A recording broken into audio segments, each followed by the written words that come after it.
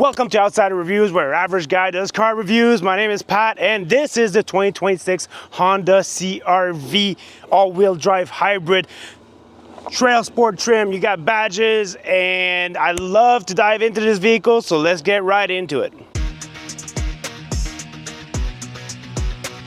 I feel like I have more momentum in sports mode. They made me come down here just to show you guys that. Go!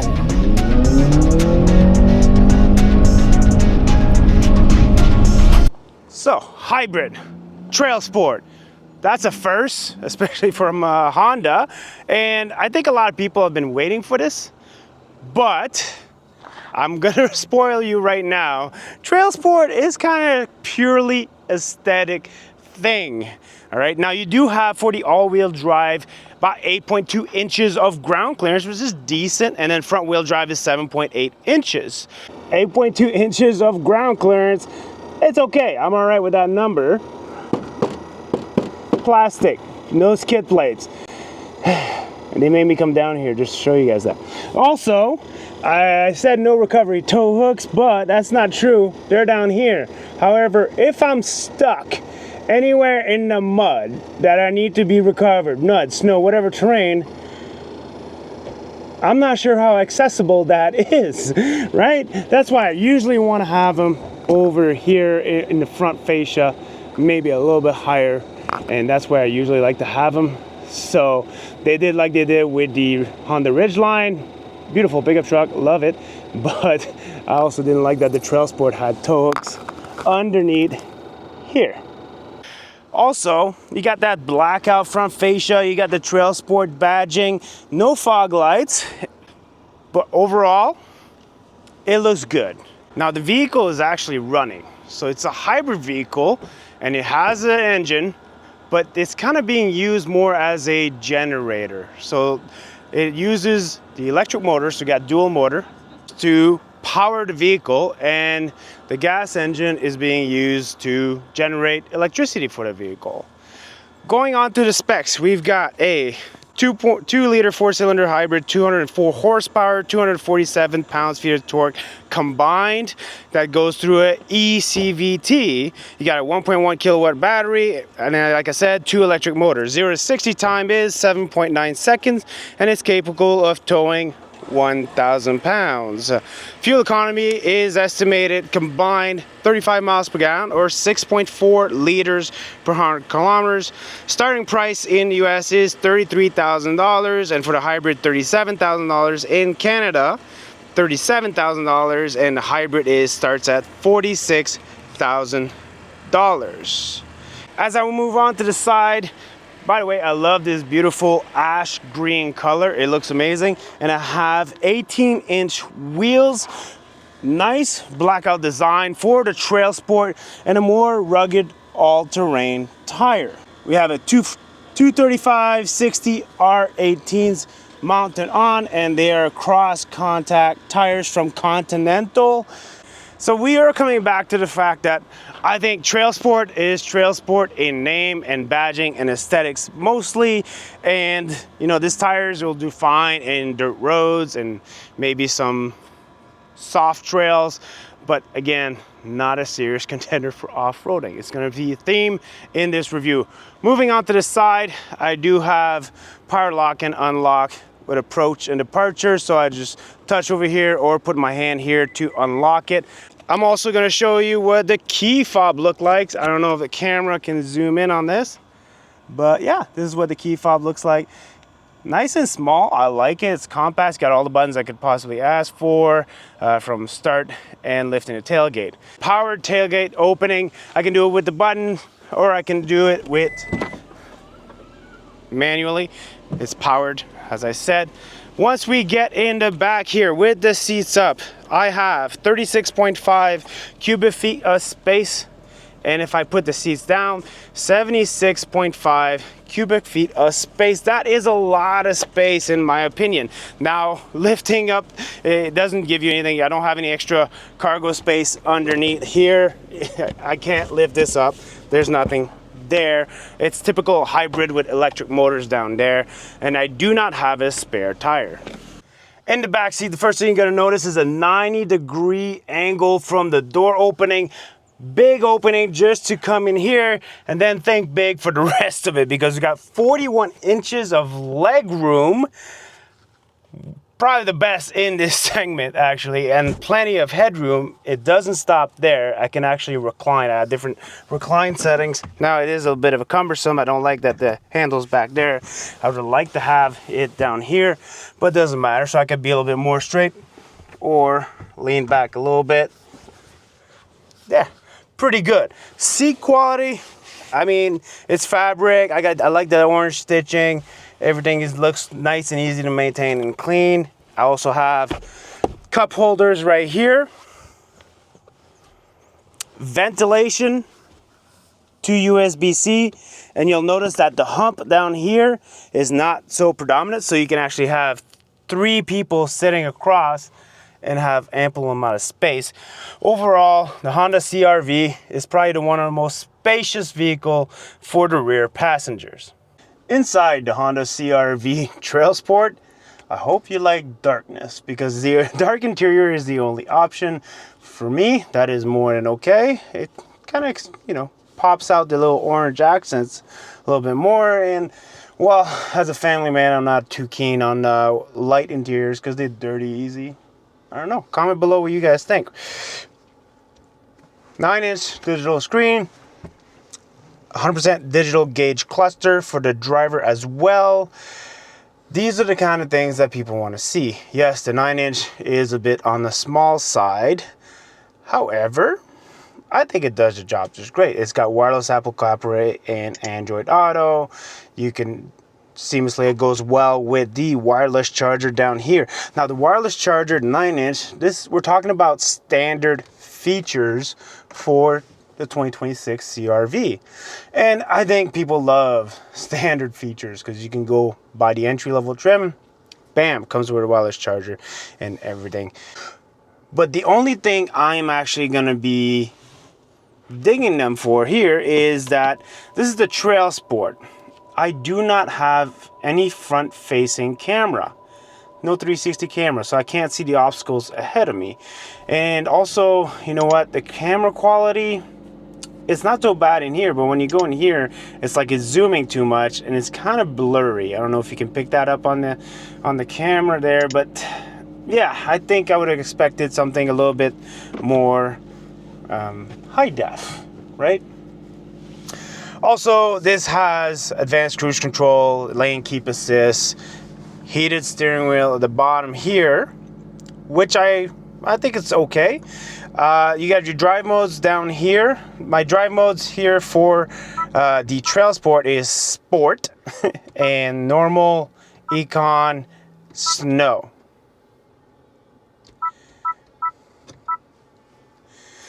And you got your hill descent control, parking brake, brake hold, and a traditional shifter, which I'm okay with because I didn't know if they were going to go with the piano key shifter that Honda has been coming out with.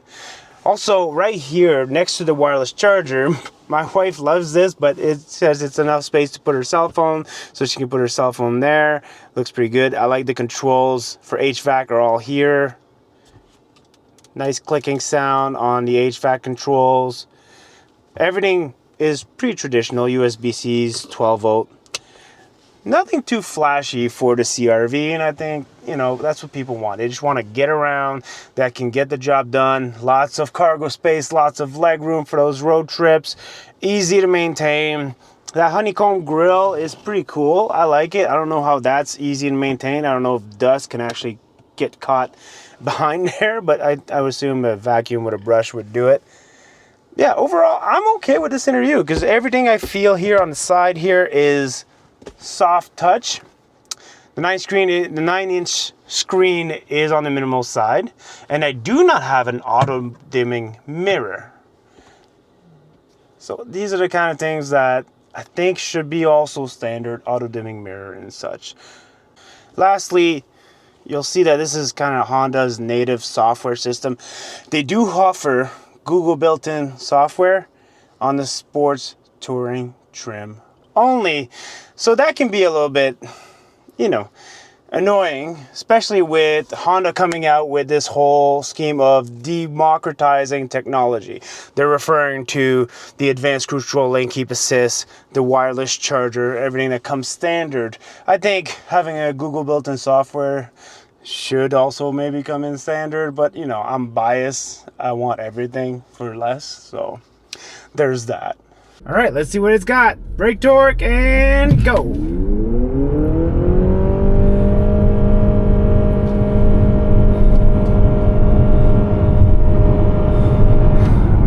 Okay, you know what? It kind of caught me off guard the first time that I did the acceleration, and I'm like, why is it revving so high so long, right? And that is because if you do a brake torque kind of start, it just won't do the fake shifting. We're talking about ECVT here, right? So if I do the same thing, let me make sure there's nobody behind me, and I don't brake torque it and just go.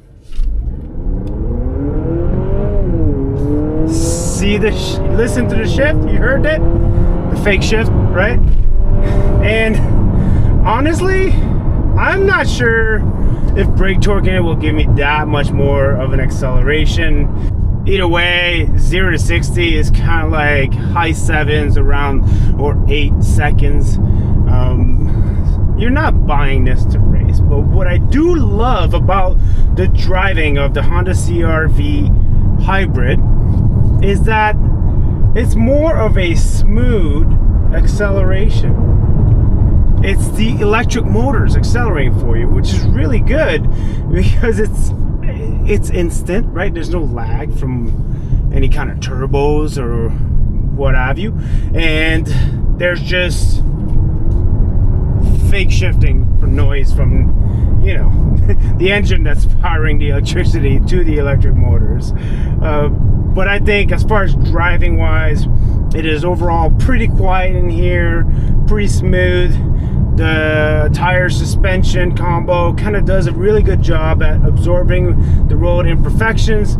However, like, this is not geared for harsh cornering kind of driving, right? I have a harsh corner coming out on a descent, and you'll notice I do have some body roll. Here we go, harsh corner, body roll. So that's to be expected because it is tuned for more of a comfortable ride, which I think most of you would appreciate.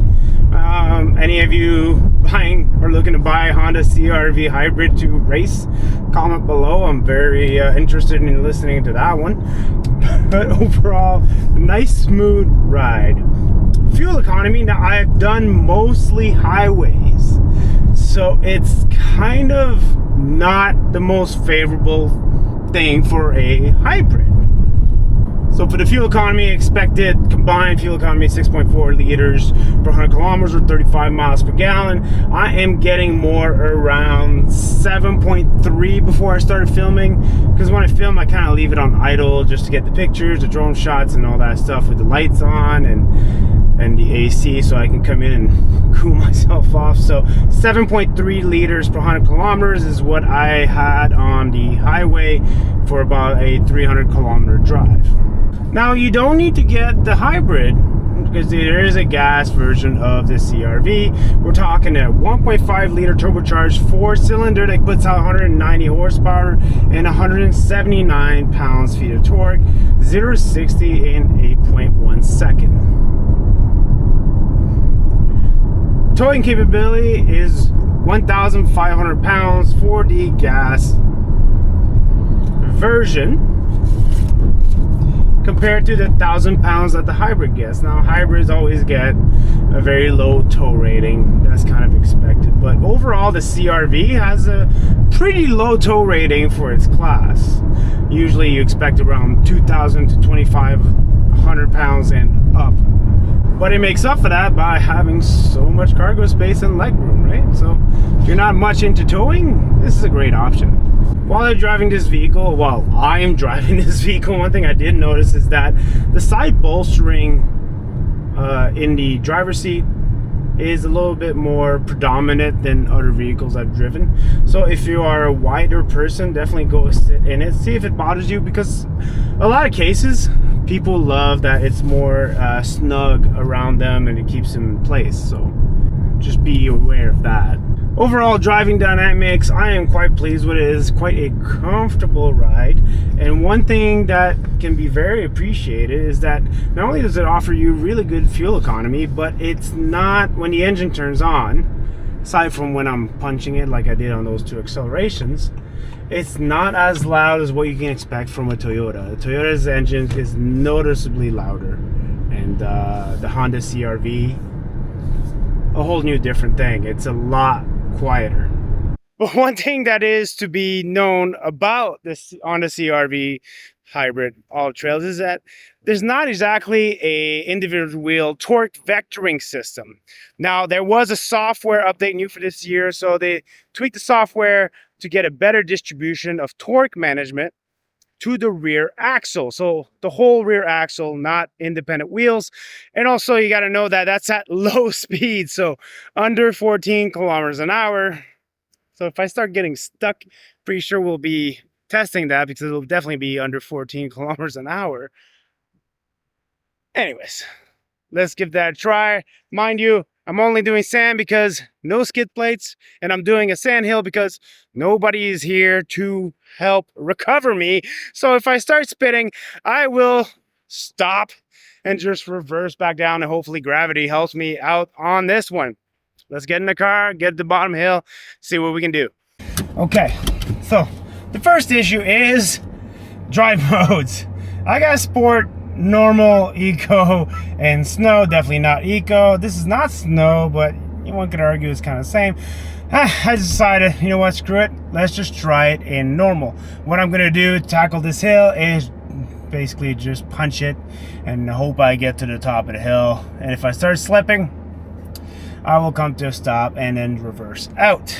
Drone is recording, so that should that means nothing for recovery purposes. I'm exactly at the bottom of the hill, so I don't really have much of momentum going. You know what, let's reverse a little bit, maybe try to get some momentum, because I feel like I'm gonna need it, right? This is basically all trails in I just want to say name only, but coming, it's mostly badging, right? So let's give it a go. Punching it. Oh, I'm slipping right off the bat. See if that torque vectoring's kicking in. Come on, come on, come on, come on. Make it up. Eesh. I am definitely slowing down now. Come on, work it. I'm trying to stay in the trail. I'm almost at the flat portion here. This is going to be tricky because I don't want to get stuck, but I feel the rear axle definitely doing its thing to not prevent. I'm at the top. I'm at the top. Wow. I'm not going to say that was painless. I've done this hill with Hyundai XRTs because that's kind of like their version of it, of an off-road capable vehicle. And it's yeah, I made it to the top. This was worrisome a little bit, but based on how slow I was going. And you know what, if I had any, I walked this hill beforehand, I knew I didn't have any obstacles if I stayed in like the path that I went down. But if I did, I don't have 360 camera, so it wouldn't have helped me much, right? Okay, let's sum up the Honda CR-V TrailSport Hybrid. All-wheel drive's got everything. I absolutely love it. I love pretty much everything about it. You're like, Pat, you know, that's not true. You're kind of like picking it apart during your review. It's a freaking review, first of all. And second of all, pay attention to what I'm picking apart. I'm picking apart the fact that it's not exactly a full trail sport. It's trail sport in look, which is fine. Just want you guys to know what you're getting into. That's all. That's the point of this review. Know that your trail sport is meant to look sporty, right? It's a sport adventure vehicle, whatever you want to call it, but it's got limitations, and I just showed you what those limitations are to a point by myself. Exactly. Press car, I can't just do whatever the F I want with this car. Second of all, everything about the foundation of the CR-V Hybrid I like. I like that it's electric driven and backed up by a 2-liter 4-cylinder engine that acts kind of like a generator because it makes it for smooth acceleration and quiet. It's a very quiet ride in there, very comfortable ride as well. It's not tuned to take corners and all that stuff, but it's tuned very comfortably. Space, 41 inches of legroom. Are you crazy? That is a lot for this segment. It's a lot. Also cargo space, everything kind of functional. Yeah, sure, I'd like to have a spare tire in there, but I mean, yeah, the cars are going that way now. I don't know why. Overall, color, amazing color. I tried to match it, you know, try to do that, but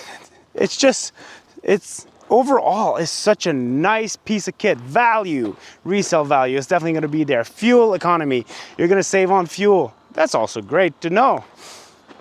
Price point, I think it's a very competitive price point, especially that, you know what, when the engine turns on, like it just did now, it's not as loud as that rumble from that Toyota. And it's going to save you basically the same kind of fuel efficiency, I think, in real life. It's food for thought, right? This is definitely a competitor. It's definitely all-wheel drive system. I kind of want to try this in the winter just to see how it interacts. The fact that it is ECVT and that it's a 50% torque differential going through the back axle only at low speeds. I think that might be something to judge there, but you know, I tried my best. I used sand.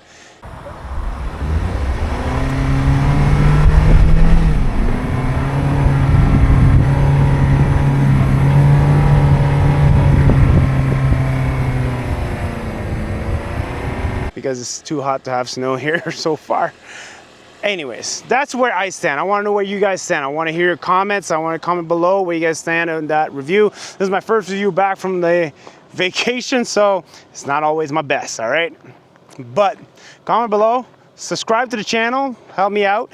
And in a couple of weeks' time, I have the brand new 2026 Honda Passport, which is probably why I'm picking this one apart as far as the TrailSport, because if you looked at the 2026 Honda Passport TrailSport, wow, that looks rugged. That looks really good. And I think that's what set the bar maybe a little too high when I picked up the CR-V TrailSport. I'm like, okay, so I'm dealing with something else. Maybe they'll do something more rugged next year with the CR-V. But as far as the overall vehicle, yeah, I like it. See you guys in the next one.